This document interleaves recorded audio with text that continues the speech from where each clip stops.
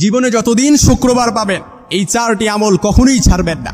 বৃহস্পতিবার সূর্য যখন অস্ত যাবে, বৃহস্পতিবার সন্ধ্যা থেকে শুক্রবার সন্ধ্যা পর্যন্ত এই চারটি আমলকে নিজের জন্য একেবারে বাধ্যতামূলক করে নেবেন ইনশাআল্লাহ। প্রথম যে আমলটি সবচাইতে বেশি বেশি করবেন, এমনকি আপনার যত পেরেশানি আছে, যত বিপদ আপদ আছে, উদ্বেগ উৎকণ্ঠা আছে, সব কিছুর জন্য যে আমলটা যথেষ্ট হয়ে যাবে, প্রথম যে আমলটা করবেন সেটাই হচ্ছে দুরুদ শরীফের আমল।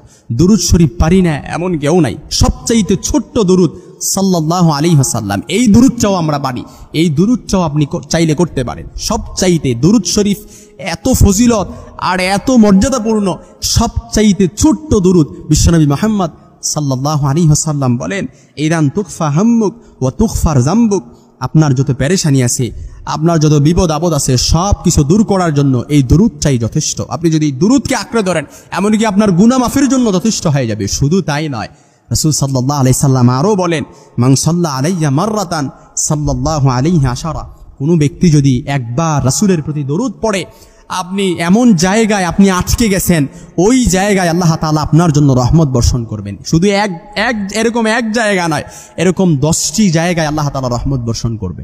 বিপদে আটকে গেছেন, এরকম 10টি জায়গায় রহমত বর্ষণ করবেন শুধু একবার রাসূলের প্রতি দরুদ পড়ার কারণে।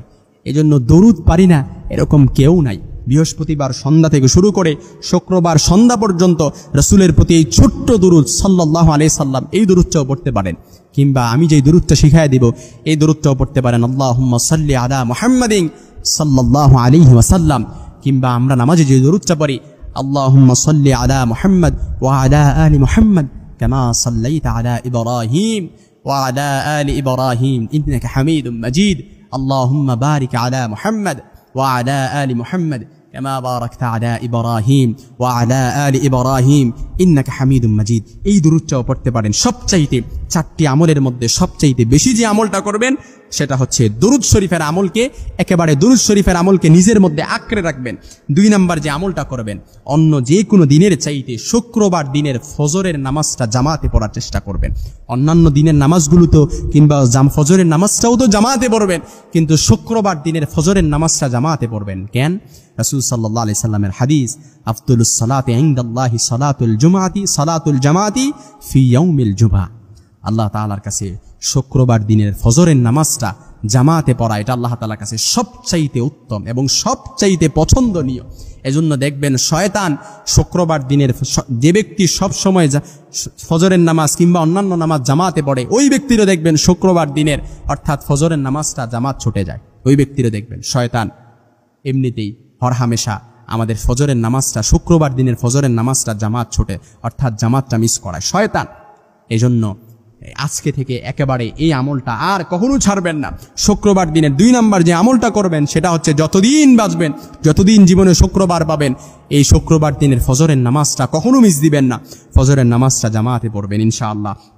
3 নাম্বার যে আমলটা করবেন সেটা হচ্ছে শুক্রবার দিন সূরাতুল কাহাফ পড়বেন। ইয়াকুনু লাহু নূর, যে ব্যক্তি শুক্রবার দিনে সূরাতুল কাহাফ পড়ে, এই সূরাটা কাল কিয়ামতের ময়দানে ইয়াকুনু লাহু, তার জন্য নূর, ইয়াকুনু লাহু নূর, তার জন্য নূর হবে। এই নূরের আলো দিয়ে ওই ব্যক্তি কিয়ামতের ময়দানে ফুলসিরাতের পুর অনায়াসে পার হয়ে যাবে। সুবহানাল্লাহ বিহামদি। এমনই কি যে ব্যক্তি শুক্রবার দিনে সূরাতুল কাহাফ পড়ে, ওই ব্যক্তিকে আল্লাহ তাআলা দাজ্জালের ফিতনা থেকে তাকে হেফাজত করবে। এজন্য যতদিন শুক্রবার পাবেন ততদিন এই আমলটা সূরাতুল কাহাফ তেলাওয়াত করবেন। 4 নাম্বার যে আমলটা করবেন সেটা হচ্ছে মসজিদে আগে আগে যাবেন। এটা রাসূল সাল্লাল্লাহু আলাইহি সাল্লামের অন্যতম সুন্নাহ।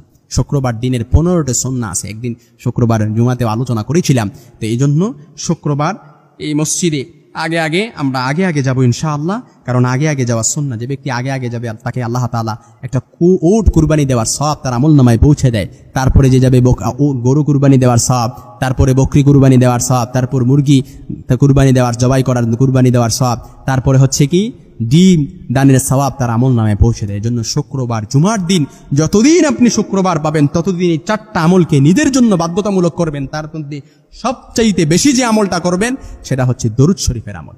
ছোট্ট দুরুদ সাল্লাল্লাহু আলাইহি সাল্লাম, এটাও পড়তে পারেন।